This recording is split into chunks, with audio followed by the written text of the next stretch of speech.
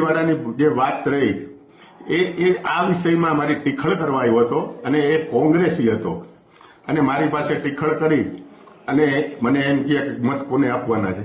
એલા ભાઈ, હું તારી પાસે ગમે તેટલું કરું, હું તને ગમે તેટલું કહું, તું ભારતીય જનતા પાર્ટીને મત આપવાનો નથી, કોંગ્રેસને જ મત આપવાનો છો. અને તું જે વસ્તુ ટીખળ કરવા આવ્યો છો એ આ તારી ટીખળ છે. અને બીજી વાત એ છે કે મેં દલડી ઢીઘલિયામાં કોઈ દિવસ પાણી છોડાવેલ નથી.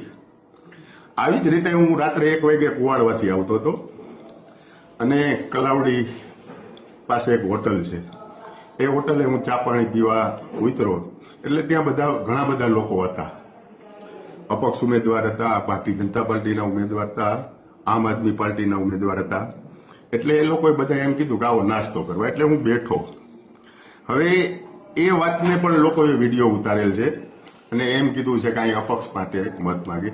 એટલે ભાઈ, ભારતીય જનતા પાર્ટીના ઉમેદવાર છે, આમ આદમી પાર્ટીના ઉમેદવાર છે, અપક્ષ ઉમેદવાર છે અને બધાના કાર્યકર્તા છે. તો હું અહીંયા મત કઈ રીતે માગી શકું?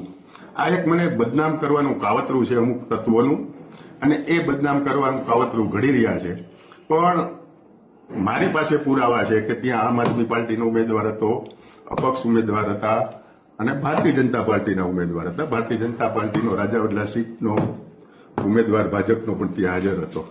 એટલે આ લોકો જે બદનામ કરે છે, અને હું વારંવાર હજી પણ હું કહું છું કે 2027માં ચૂંટણી લડવાનો છું.